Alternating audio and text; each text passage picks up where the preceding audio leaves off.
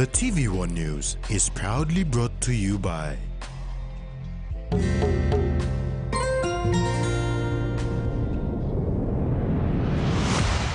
BSP, our bank, our people.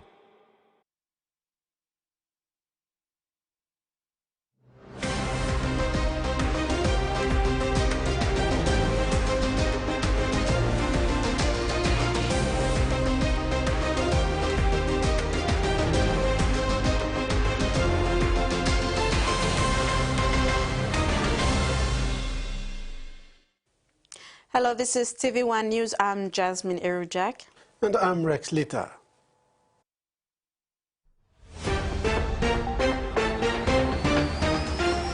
In this edition, Gomi Community Welcome School Infrastructure, MSME study addresses obstacles hindering growth, and Cook to captain Australia PM's 13 men. The Gomi Primary School community celebrated a significant milestone with the inauguration of a new double-story classroom and basketball court funded by the National Fisheries Authority.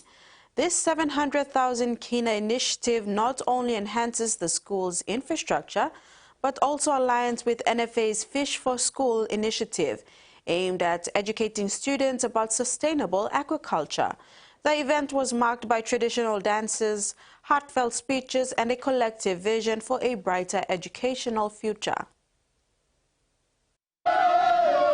The community at Gomi Primary School in Lufa, Eastern Highlands Province gathered in celebration to open a new double-story classroom and basketball court funded under the National Fisheries Authority's Corporate Social Responsibility Program. This 700,000 kina initiative features a state-of-the-art 4-in-1 classroom designed to enhance the school's educational infrastructure and align with NFA's Fish for School initiative, which aims to teach students about sustainable aquaculture practices.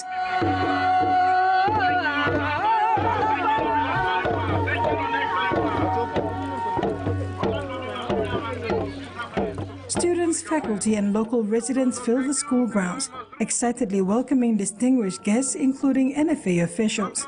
District Administrator Demo Imara delivered an impassioned speech expressing heartfelt gratitude to the NFA and Fisheries Ministry. Just thank you long you. This is a partnership approach. This is a collaboration effort. Government will talk long and we put him inside the before. Come down to district plan, provincial plan. Me play walk him, then play drive behind him. But this slime can't be a Latin now. Me like once again, me like to thank you. I'm aware you study what is the provincial administration. I'm inclusive. I'm including Maypla district. Na Maypla by right on Lodesla. Na Maypla want them view long Curapim district Blomipla. Na one area Blomipla. Former head teacher and proud alumnus of Gomi Primary School, Betty Lokain, in a heartfelt address reflected on the significance of the new classroom. Justin, I'm come lo big pla way blogen. Na you pla assembler where you pla start. You pla to you pla in come lo league way you pla lo support him. So that all future generation blow go to me. All can school inside lo this la all good pla classroom. Maximum education long all. This la 4-in-1 classroom you pla look lo time lo yeah. Dream blow school yeah. Dream blow school lo. All beginning by school inside lo better classroom, a better environment, an environment that is conducive for learning. NFA's Managing Director Justin Ilekini in his remarks underscored the necessity of collaboration among all levels of government to achieve meaningful development. He reiterated NFA's commitment to the community, stating that NFA's investment here is also about ensuring children have the resources they need to thrive.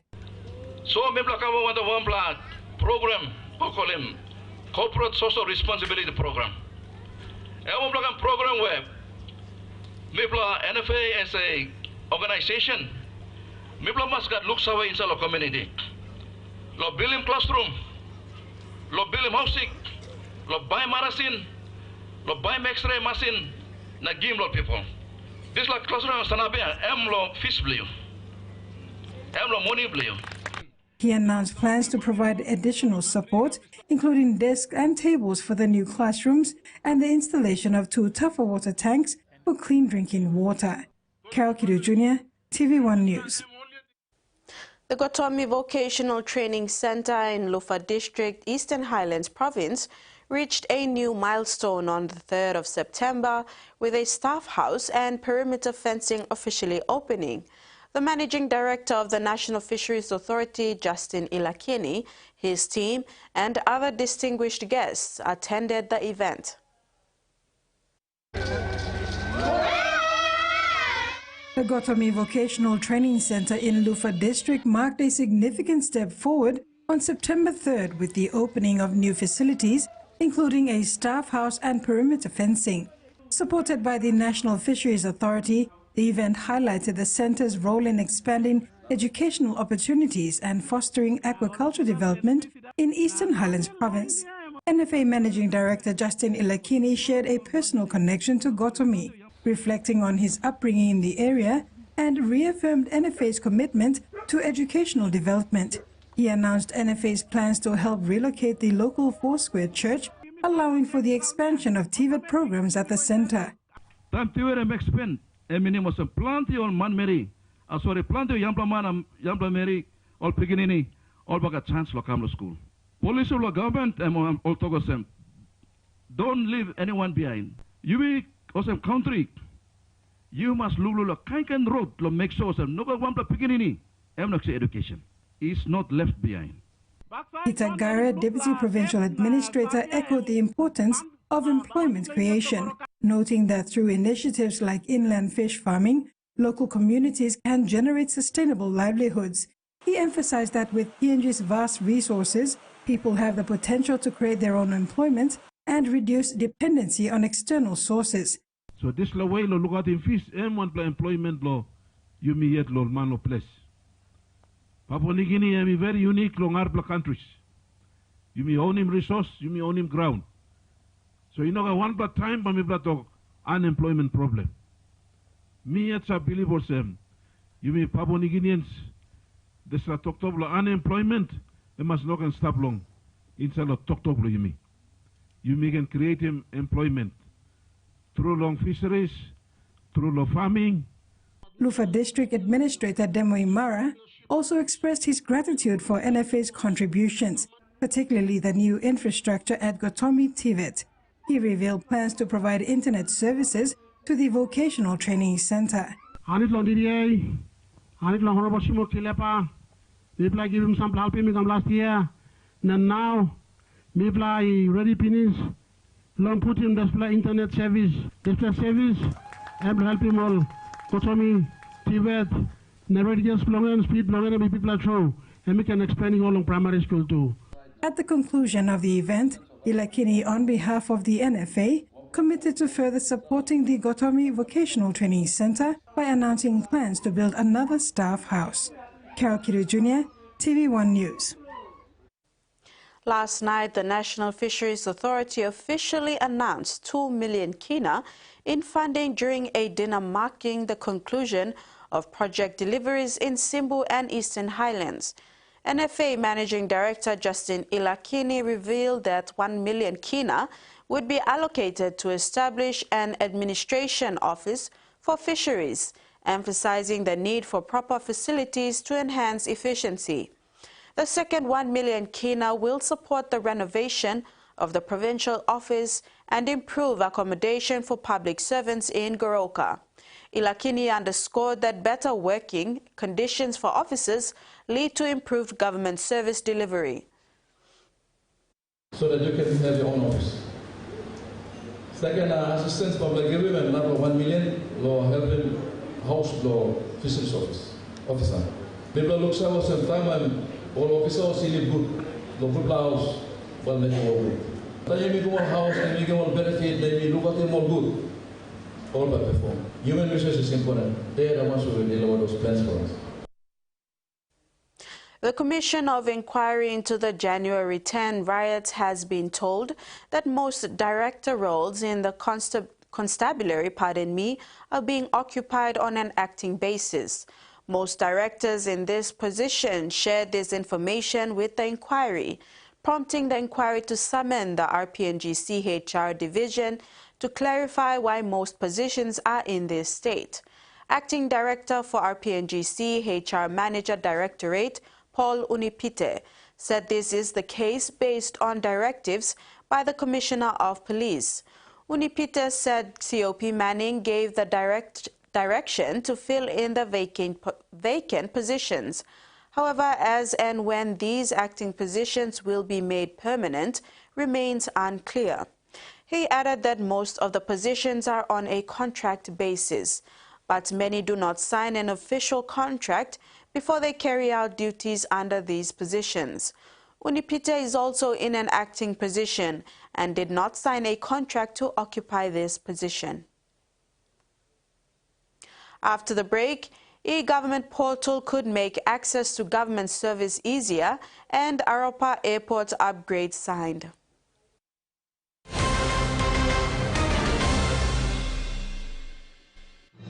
Experience a convenient and smarter way to do your banking with BSB Mobile Banking. You don't have to leave the office or your home to pay for bills. You can view your account balance, transfer funds, top up phone credits, or purchase Easy Pay units wherever you are. Visit your BSB branch today to register now for BSB Mobile Banking. BSB Mobile Banking, the smarter way to bank. BSB, our bank, our people. A true champion is measured by their courage, their determination, and their passion to never give up and to always keep trying. With a delicious Milo in milk taste and added nutrients, Milo in milk is a great way to fuel our little champions with nourishing energy every day. Because true champions give it their all. Milo, PNG and Mia. Prime PNG made. He says the best Hunters players come from his region. So does she. But there's one thing that brings everyone together. SB Laga, Bunyamyumi. Open hands.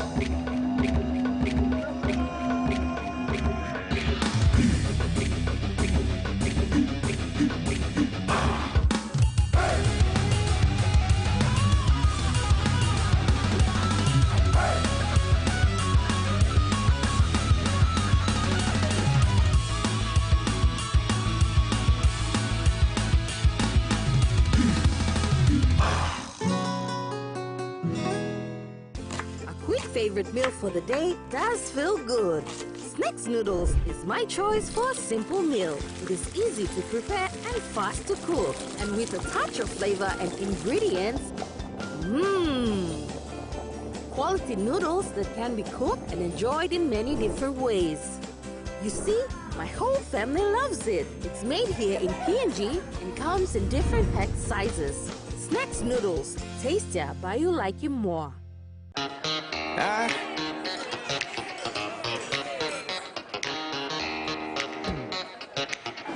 Superstition ain't the way.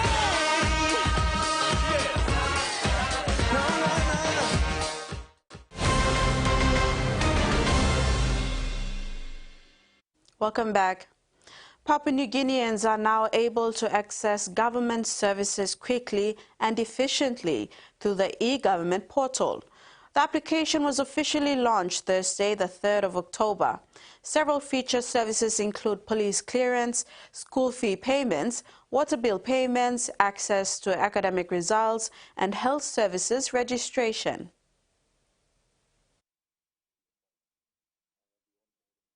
The highly anticipated EGovernment Portal was launched Thursday, the 3rd of October, the last day of the Digital Transformation Summit 2024.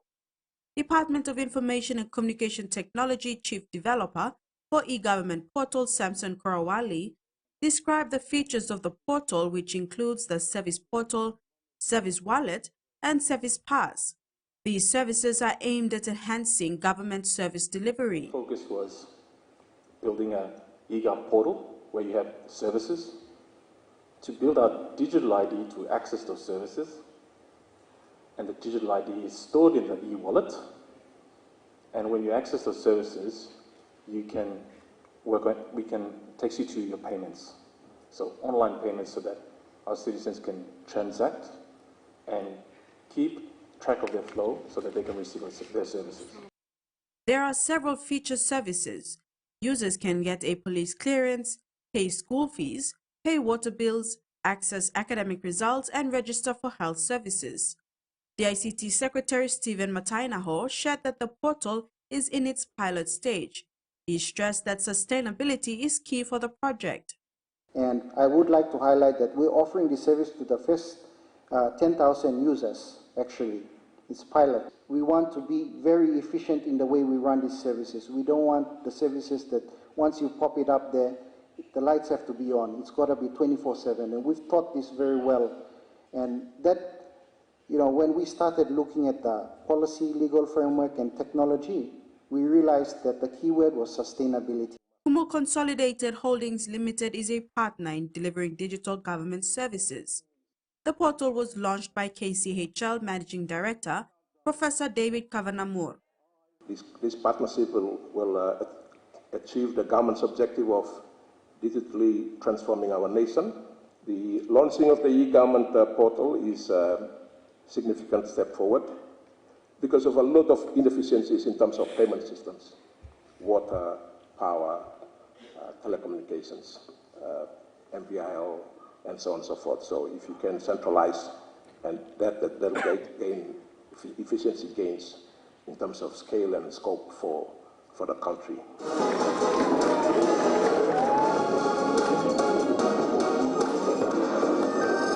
Meantime, the three-day Digital Transformation Summit 2024 ended on a high note.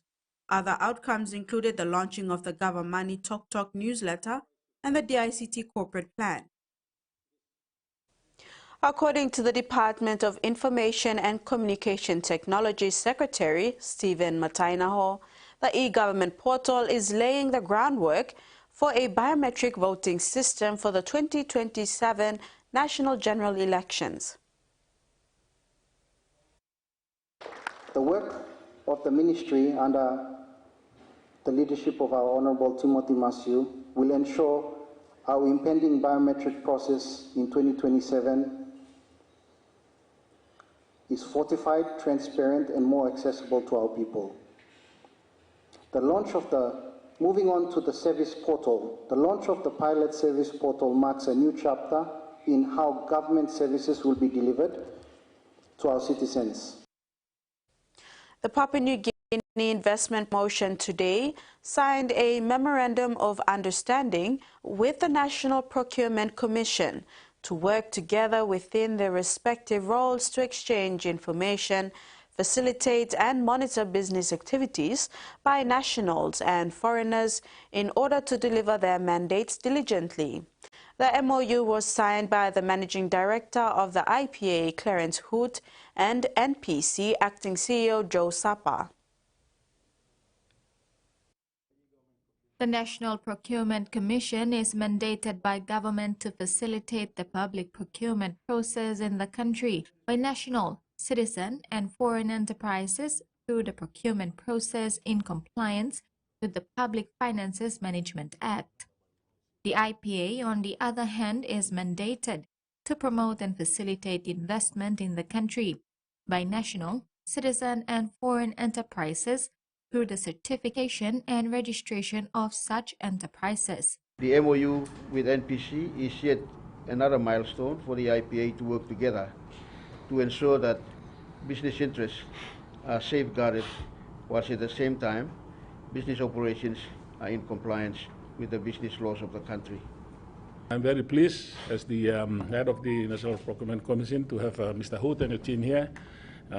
Hopefully this will be a long-lasting relationship between the two entities. Staff need to know each other, their roles and responsibilities. Our operation or communication should not really be restricted through the MOU, but through this relationship we would like to have more interaction, both online, by phone, or through meetings and visiting our respective offices. Both entities signed the MOU with a key understanding to deliver on behalf of the state their respective mandated functions through timely and effective exchange of information and complement each other in the performance of their respective mandated functions and duties. The IPA has similar MOUs with provincial administrations and other government agencies.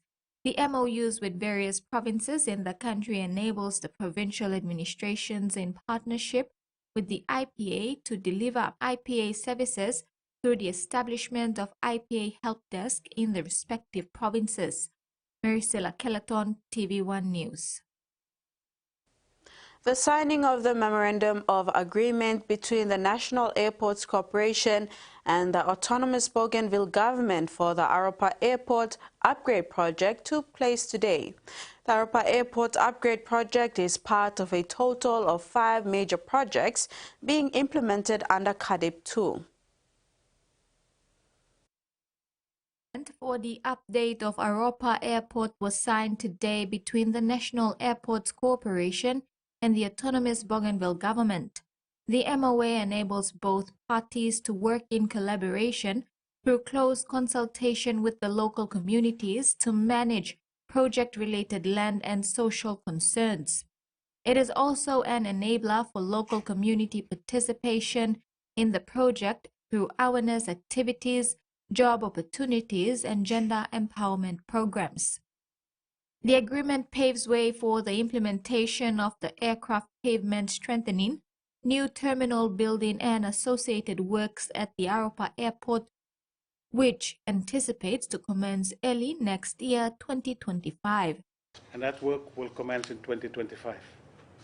The main scope of the project, as I just said a little bit earlier on, is the pavement repair and strengthening, the chip seal resurfacing, construction of a new terminal building, car parking facilities, installation of parking lights, and provision of new power and water supply, sewage system, including land and electrical systems, and other associated works for. So it's quite a massive work, and for us to be able to do that, we need partnerships, we need relationships.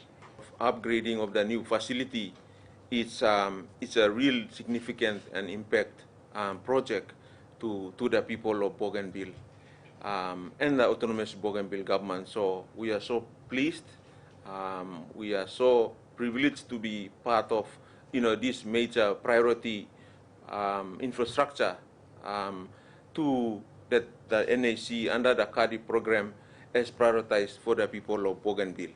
ABG is committed towards partnering with NAC and the CADIP program in terms of how we can support NAC for the upgrade and redevelopment of Aropa Airport. NAC is currently working to award the contract for the Aropa Airport upgrade to a successful bidder next week. The Aropa Airport upgrade project is part of a total of 5 major projects being implemented under CADIP 2. NAC states that they look forward to working together with the Autonomous Bougainville Government and stakeholders involved to ensure a successful delivery of the project. The MOA is an important achievement of the Civil Aviation Investment Project 2. Maricela Kelleton, TV1 News. Madang Governor Ramsey Pariwa says working with cooperative societies in the province is convenient because organized groups involve wider participation and shared benefits.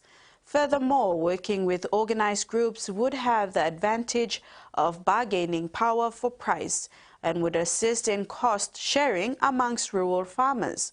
Mr. Pariwa recently met with 48 heads of primary cooperative societies who represent over 80,000 rural farmers from the 6 districts of Madang. The governor said during the meeting that he will ensure there are opportunities for financial literacy trainings so farmers can be better skilled in conducting commercial agribusiness. Governor Pariwa thanked the Madang Commerce Division for committing time and resources in the upskilling of rural farmers to advance into commercial business, especially teaching farmers to be disciplined in saving and using their income wisely and sustainably. The major obstacle that hinders the growth of micro, small and medium enterprises in Papua New Guinea is government corruption, followed by government regulation, political instability, tax rates, and law and order. These were some of the findings listed in the PNG Micro, Small and Medium Enterprise and Informal Sector Study that was launched in Leh on Thursday afternoon. A singular individual event. The PNG Micro, Small and Medium Enterprise and Informal Sector Study was launched on Thursday afternoon at the Leh International Hotel.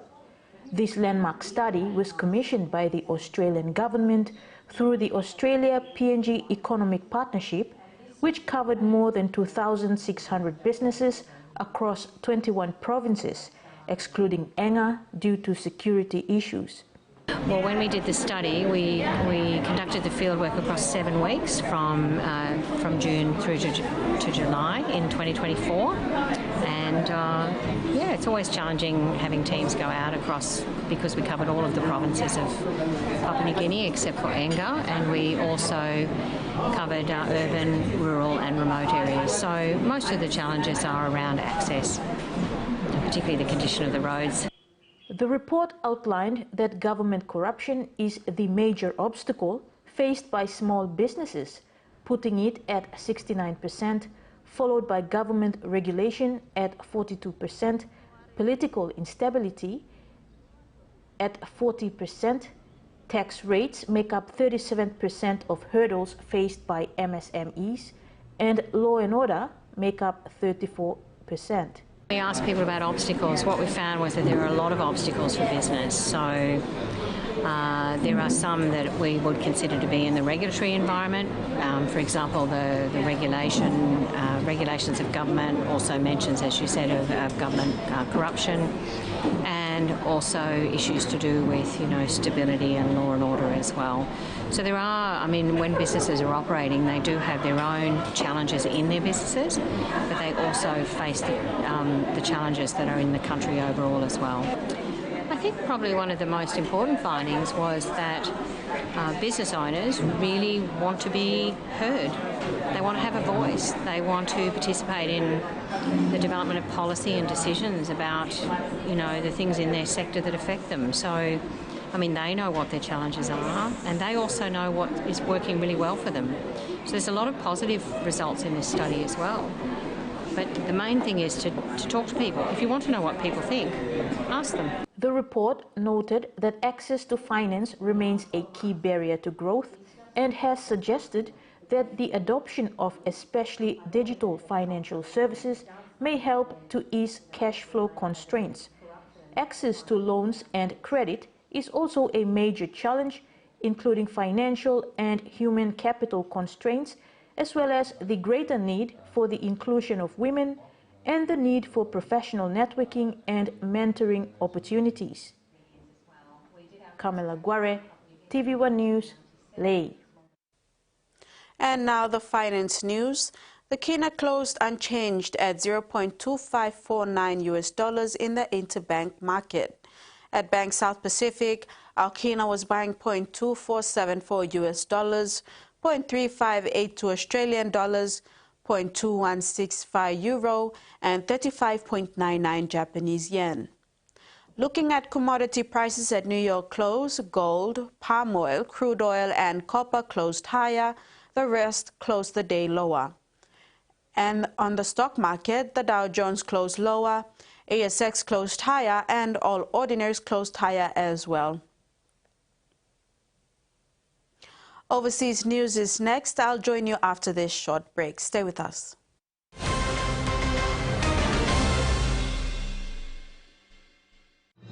Experience a convenient and smarter way to do your banking with BSB Mobile Banking. You don't have to leave the office or your home to pay for bills. You can view your account balance, transfer funds, top up phone credits, or purchase Easy Pay units wherever you are. Visit your BSB branch today to register now for BSB Mobile Banking. BSB Mobile Banking, the smarter way to bank. BSB, our bank, our people. Hiya, Mama. You wait then, but me add him special flavor. Put in more flavor, put in more taste. Magic kakaro, get up and big smile on face. Time for Kim chicken, a grateful Motu. Sip, sip, the moo, yes, magic on you.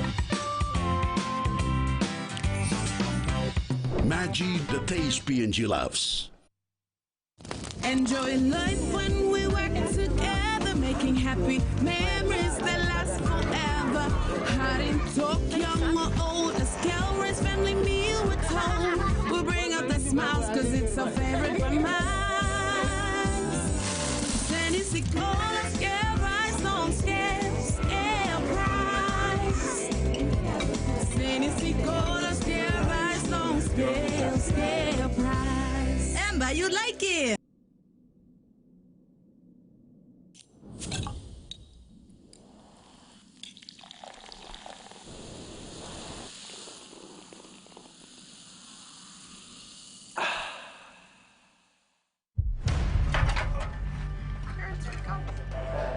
St. John Ambulance, how can we help you? Calls like these are part of our day-to-day routine at St. John Ambulance. Ops base, this is Alpha 130. We cannot locate the patient or the house. Our crew is unable to locate you. Ma'am, I would like to send you a text which has a link that can help us find you. Introducing the GoodSim application. When you click on the link, you give us permission to log into your location and get to you in time. Confirmed Ops base. Alpha 130 has arrived on scene.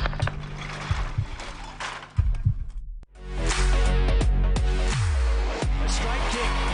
She's got it. Law Everest flew, Wardlaw stayed down. She's going to leave it for Exxon, and Exxon can dribble it through.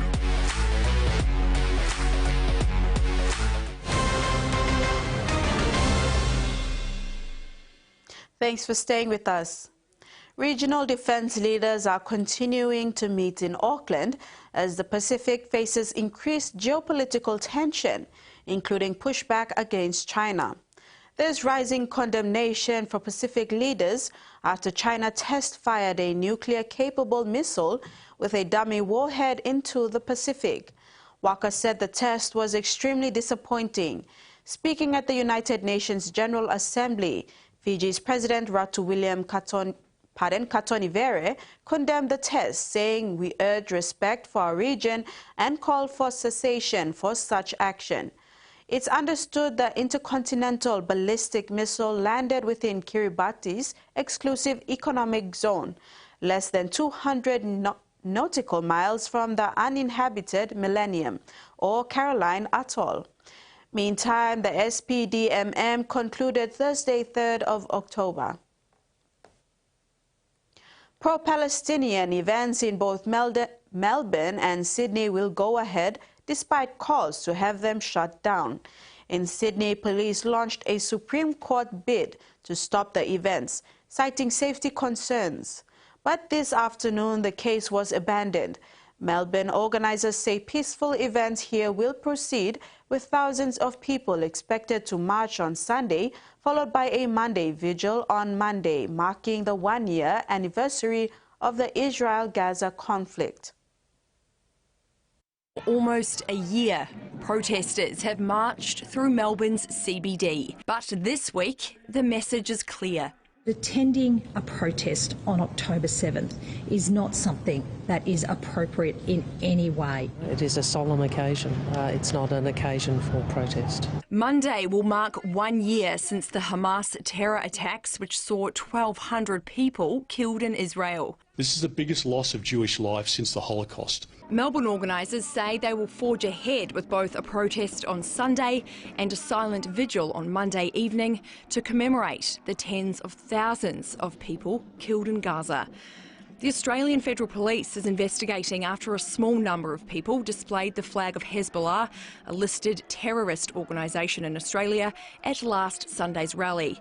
The Victorian opposition and business community are calling on the Victorian government to take stronger action. Whether it's a permit system or whether it's another system, we need to see an end to the ongoing protests that are occurring in Melbourne. The Premier says additional police resources will be deployed at upcoming protests, but is adamant officers have no power to stop peaceful demonstrations. And she does not agree permits are the answer. Do you really think they're going to apply for a permit? And do you really think they'll follow the requirements of that permit? What is the justification for the Premier here not to do everything at her disposal to stop these protests from taking place. Forum Chair and Tonga's Prime Minister Sovaleni has called for global backing of the Pacific Resilience Facility at the Pacific Resilience Facility side event during the 79th United Nations General Assembly. The PRF aims to raise $500 million by the end of 2025 to support Pacific communities facing the escalating impacts of climate change. Sovaleni framed the PRF as a direct response to the complexities of the global financial system, which he described as struggling to deliver equitable access to climate finance for vulnerable Pacific communities. Sovaleni reiterated that the Pacific Islands Forum was working towards a global pledging conference for the PRF in 2025, with ongoing consultations on technical and legal arrangements expected to be finalized by early next year. The Premier and opposition leader will tonight test each other's knowledge when they face off in the first debate of the campaign. Stephen Miles will be hoping his memory does not fail him, as it did this morning when asked the name of his local candidates. Both leaders were in central Queensland when David Crisafulli promised $50 million for mental health. Oh, nice! The LNP leader with his game face on.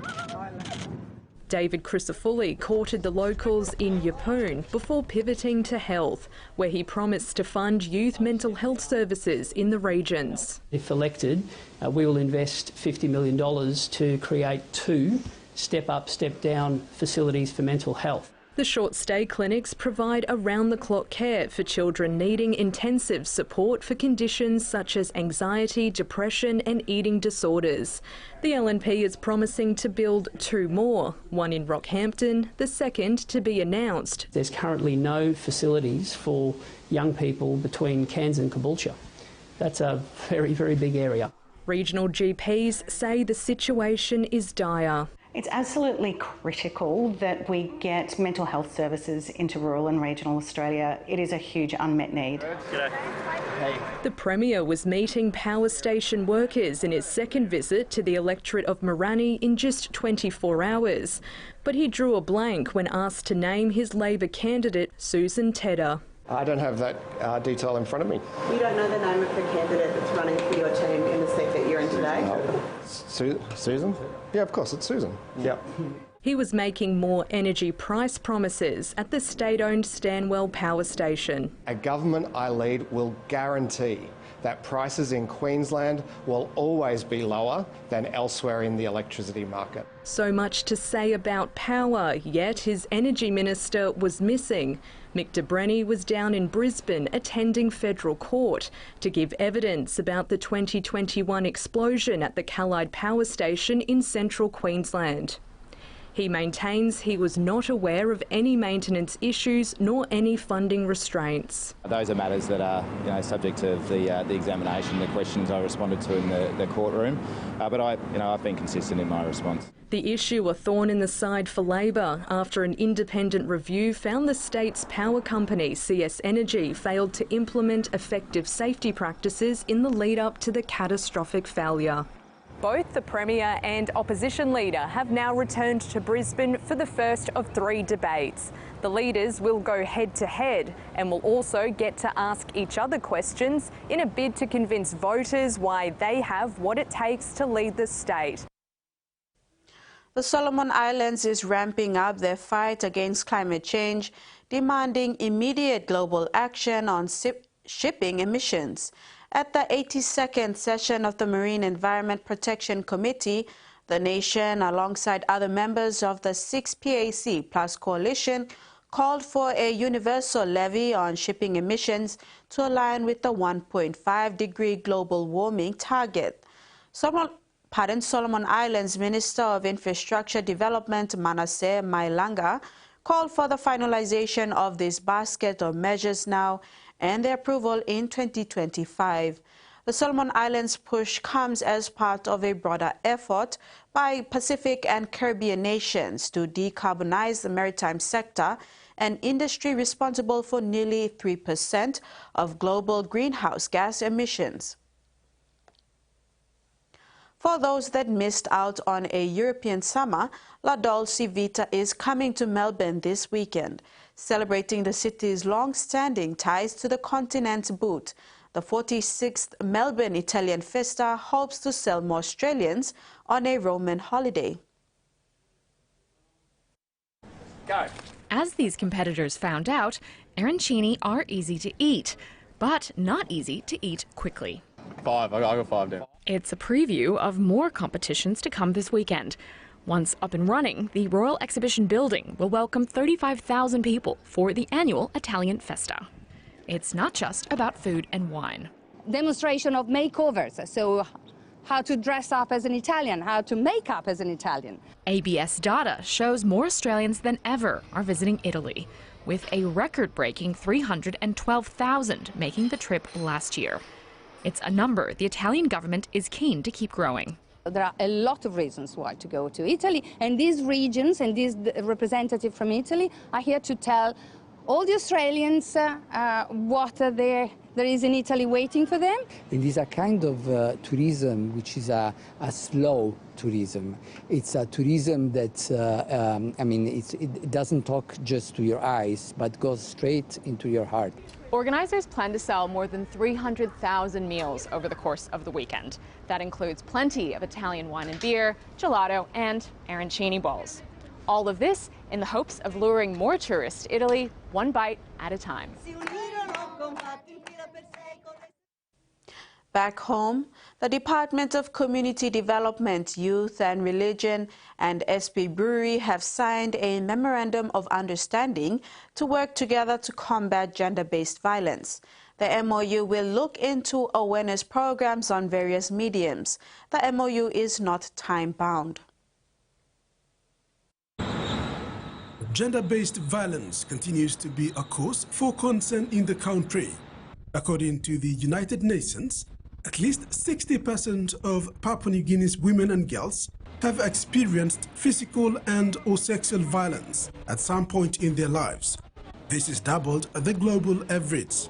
Various reports, including that of the National Institute of Health Statistics, indicated that most of the violence is a result of irresponsible alcohol consumption.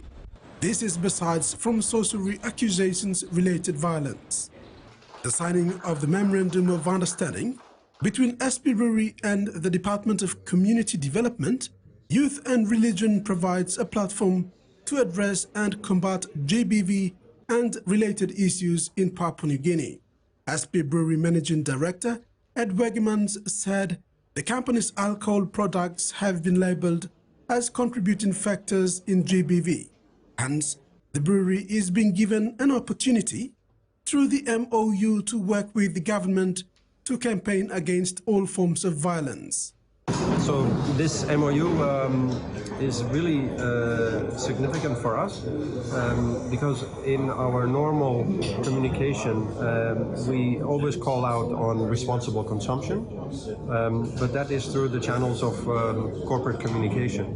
In this way, teaming up with government organizations and in particular the Department for Community Development and Religion is important for us because now we can team up with other entities that already have a lot of experience in communicating about this topic, and our reach will in this way be much more effective by working together under this the Memorandum of Understanding with the department. Under the MOU, both parties will create awareness programs for various mediums to get important messages to the masses. Department Secretary Jerry Ubase welcomed SP Brewery on board in its strategies in addressing and reducing GBV and related issues. So we feel that as a government we need to establish that private, public-private partnership so that some of the areas where government cannot go or government cannot address, that's where our public partnership can come in. So as you see today, it's significant because SP Brewery, they do sponsor hunters, they have other major programs running in rugby, in the education sector, as well as other social sectors within the communities. Through their brand, they'll be able to disseminate the message about GBV, violence against women, social accusation violence against women and children. So in a way, we try to minimize some of those issues that is in occurrence in the country. So the MOU is not time-bound. Rex Litter, TV1 News. And that ends our news segment. Rex brings the sports details to you when we return. Stay tuned.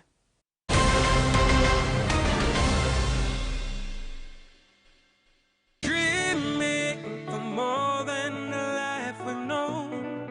There is more to what the future holds. You me holy man, no walk one time. Oh, oh, oh, oh, oh, oh, oh, oh. We dare to be living incredible things. Oh, oh, oh, oh, oh, oh, oh, oh. With money plus we're ready to go. These two are creeping into your personal space. Why don't we send them packing? Oh, maybe not. Bing bang bing, bum bum. At the PNG LNG project, we are proud of our long-standing partnership with the Kumuls, as they represent the hopes and aspirations of so many Papua New Guineans. Rugby league is more than just a sport. It promotes our shared values of leadership, teamwork, respect, personal integrity, and excellence. Lessons learnt on the pitch carry on throughout life and go beyond serving ourselves.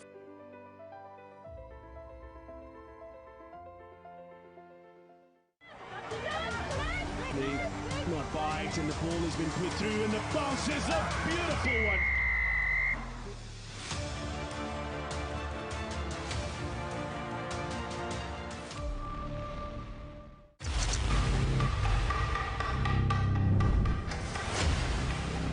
It's beautifully done. Oh, Shalibert, that is absolutely delightful into the hands of Buros.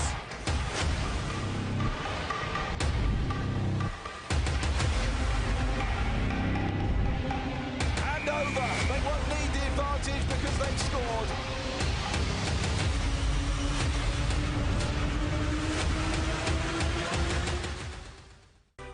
You can find all our local news, sports and entertainment on the TV1 Extra page on our website. TV1 Extra gives you access to scope, hunters and digital ExxonMobil Cup highlights and many more. Just one click to access. Stay updated, stay entertained. TV1 Online, just one click away.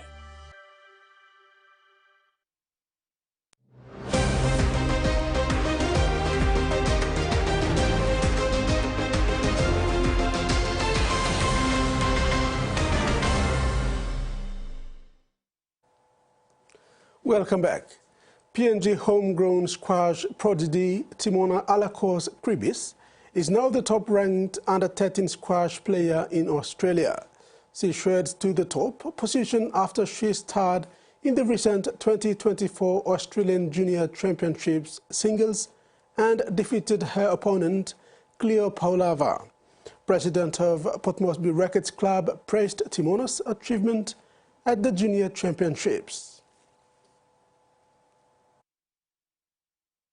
Young Timona showed skills and determination, taking all her matches with confidence in the 2024 Under-13 Junior Squash Championships to finish at the top in her division and was crowned the top Under-13 junior in the championships. And it was a proud moment for Port Moresby Rackets Club. Timona, a junior of the Port Moresby Rackets Club, is among the best squash junior talents in the country. President of Port Moresby Rackets Club, Lady Anna Togolo, said they are proud of Timona and her efforts in the past 2 years, since she moved to Daisy Hill Squash Club in Brisbane, Australia. Port Moresby Rackets Club president said her achievement is a positive sign for squash in the country. Lady Togolo believed that having young squash players trained with international coaches like Timona will greatly help the athletes in their competition at the international level. She said the Port Moresby Rackets Club is looking forward to seeing Timona representing Team PNG on the squash courts in the years to come. Timona has been based in Brisbane and training at Daisy Hill Squash Club. Her cousin Amiti Alakos and Fiano Siaguru, two PNG representative squash players, have also been training under coach Bradley Hindle in the same club. Coach Bradley Hindle, owner of Daisy Hill Rackets Club, visited POM RC prior to COVID-19 and saw some great junior talents. She has been a big supporter of Port Moresby Rackets Club and expressed interest in junior squash players at the POM RC. Port Moresby Rackets Club president thanked Coach Hindle and her team. She said Daisy's family and friends have provided an important support base for all elite athletes. Port Moresby Rackets Club are expecting some junior joining Coach Hindle in her squash club. PNG kickboxers are into their second week of preparation for the World Championships scheduled for 17th November in Spain. The selected 30-member squad to represent PNG in the World Championships in Spain have been undergoing intense training for 2 weeks. They are putting in massive efforts to get themselves into shape for the championships, which is just 7 weeks away. President of PNG Kickboxing Federation, Stanley Nandex, is impressed with the progress in preparation of the World Kickboxing Championships this November in Spain. He said they have shown so much enthusiasm in the training, a positive sign for the team. Papua New Guinea is among 75 other countries who will be participating. While the spirit is high in the training camp to compete, Nandex said there is need for financial support to take the fighters to this event. The former world champion said the federation has already written to corporate entities, including the sports minister through the CEO of PNG Sports Foundation for financial assistance, but has yet to get any feedback. The PNG Kickboxing Federation is preparing a corporate dinner on 6th of November at the Dynasty Restaurant, Port Moresby, to raise funds towards this trip. Meantime, the top 30 fighters were picked from 300 fighters during selection trials. The number is expected to reduce as the team anticipates issues regarding travel visas, lack of finance and fitness. The last time Team PNG attended an international fight was in 2023 in Miami, Florida. 4 fighters attended the event, 3 men and 1 woman, 2-1 in their respective weight divisions. Rex Litter, TV1 Sports. The Australian Rugby League Commission and Australian Prime Minister Anthony Albanese have announced the Australian men's and women's Prime Minister's 13 squads to take on Papua New Guinea's Prime Minister's 13 teams at the Santos National Football Stadium in Port Moresby on Sunday, October 13th. Australia's men's Prime Minister's 13 will be captained by departing South Sydney Rabbitohs hooker Damien Cook.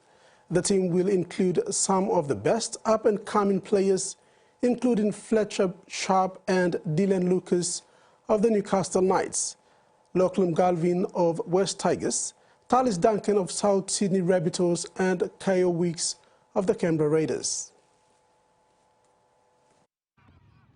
The Women's Prime Minister's 13 will be captained by generous champion Casey Up, West Tigers, and will also feature Jamie Chapman, Gold Coast Titans, and Tegan Barry, St George Illawarra, and Lauren Brown, Gold Coast Titans. Prime Minister Albanese said these games represent far more than just a couple of games of footy for up-and-coming stars. It's an important chance to share our love of the game with PNG, our closest neighbour and dear friends. The Prime Minister said it's a great thrill to have one of his favourite Rabbitohs as captain of the men's team and look forward to Damien Cook and West Tigers' Casey Up leading their talented PM's 13 squads in Port Moresby. With Kangaroo coach Mal Maninga in camp with the Australian squad, the PM's 13 will be coached by Test legend Brad Fiedler. Meanwhile, Prime Minister James Marape, through PNG RFL, is yet to officially announce the PNG PM XIII teams with only a week left before the PM XIII clash next Sunday, October 13, at the Santos National Football Stadium. Terry Longwood, TV1 Sports. The Motu K Modified Schools Rugby League competition was launched today at the Sir Hubert Murray Stadium. The games will see young boys and girls playing in age group. The competition starts Saturday, 5th October for children between the ages of 6 and 13. 360 children from various Motu K schools have registered to participate. They will be trained and coached by 24 officials on the game day. Parents will also be part of the program. Deputy Governor for NCD and Chairman of the Motu K Council said Daddy Toka Jr. launched the 12-week program in the presence of parents, kids and organizing committee and the two major sponsors, Constantine Group of Companies and Pacific Industries. The MKA chairman said he is grateful to see kids come out and train at such a tender age. A big blockbuster grand final showdown is looming between AG Energy, Sano Royals and Aviate Smart Solution Cornish Storms to decide the ultimate premiers for the 2024 Port Moresby Rugby League season. The much-anticipated grand finals for the senior men, under-20 boys and open women have been confirmed for Sunday, October 6th at the Santos National Football Stadium main field. With speculations of the finals being further delayed due to non-availability of the main Santos facility, it is now confirmed the event will proceed as per schedule this Sunday. PRL Acting Administrator John Ambane and Judiciary Committee Chairman Simon Maima said the 75th uninterrupted grand final is locked in after coming to an agreement with the Santos venue management early this week. At the grand final team captains media conference on Wednesday, both Royals and Storms are ready to hit the ground running come Sunday. This could be tagged as a grudge matchup, with Royals having a point to prove after the PRL judiciary ruled against them the last time the two teams met for walking off the field in protest against the referee's controversial call in the first major semi-final playoff. The judiciary then awarded the game to Storm, earning them the first grand final spot. Royals had to do it the hard way, going through the elimination final playoff last week against Aropa Hawks for the right to have another crack at Storms in the Big Cup decider on Sunday. Royals looked the better side against Hawks last week, and if they bring the same game plan and energy to the field this weekend against Storms, they might give themselves a chance. Storms, though only have a short history in the iconic Port Moresby Rugby League competition, have been one of the most consistent teams over the recent past and are worthy grand finalists.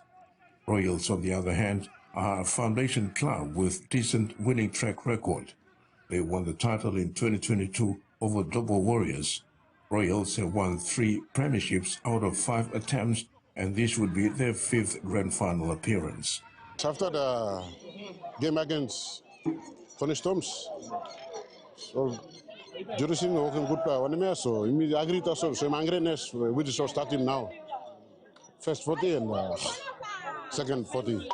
I think this is a grand final of play. I think there's a good game back up for grand final. And a good nice game back up for grand final. Only 1, 2, 3 boys only not play grand final before last year. Rest of them are all the new young ones. Under 19 I bring them up and then they start. Royals Premiership winning coach Junior Yambe is back again against his Storms opponent Gary Mana. Both coaches spoke confidently at the media conference, though not giving too much away about their own game strategy leading to the Premiership decider. In the other finals, under-20 minor premiers AG Energy Sanso Royals take on Kawaso Limited Defence, while in the women's, Hebo Construction Aropa Hawks versus Waterboard Double Warriors. Official invitations have been sent out to PRL Chairman Sandy Saka and CEO Stanley Ondina as well as SP Hunters coach Paul Ayton to witness the grand final. Terry Longwood, TV1 Sports. And that wraps up the sports segment. Jasmine with weather details. Southern. Isolated showers and thunderstorms with areas rain over Gulf and Oro provinces. Port Moresby partly cloudy to mostly cloudy, chances of evening drizzles. Mumase scattered showers and thunderstorms with areas of rain over region and possible riverine, flash flooding over Morabit. Lake cloudy with periods of rain showers and possible thunderstorms. New Guinea Islands scattered showers and thunderstorms with areas of rain drizzles along the southern coastline of West New Britain. Pokopo and Rabaul chances of rain showers and drizzles becoming fine in the night. Highlands scattered showers and isolated thunderstorms with areas of rain. Mendi, Tari and Wabeg cloudy with some rain showers and possible thunderstorm. Ocean forecast. Coral seas moderate to rough with southeast winds of 20 to 25 knots, reaching 33 knots. Bismarck seas light to moderate rough over western sector with southeast winds of 10 to 20 knots, reaching 25 to 33 knots over southwestern sector. Coastal waters forecast. Waters of southern PNG Indonesian border to Daru to Kiwa Islands, to Kerma to Yule Island, to Hood Point to Samarai Islands. Waters of Samarai Island to Cape Vogel and Old Milne Bay Islands. Waters of Cape Vogel to Hoorn Gulf to Finchefin, and waters of Finchefin through Vitia Strait to Siasi Long Islands to Manam Karka Islands. Seas 1.5 to 2.5 meters, rising to 3 meters at times along warning areas. Waters of Madang to Wibak to Vanimo and northern PNG Indonesian border, sea 0.5 to 1.5 meters. And waters of West New Britain, sea 0.5 to 1.5 meters, rising to 2 to 3 meters at times along warning areas. And that ends the news tonight. Have a safe weekend. Bye for now.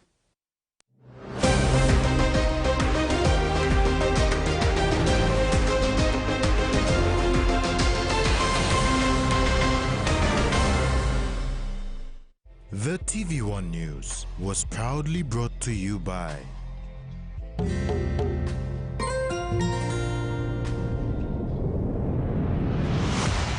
BSP, our bank, our people.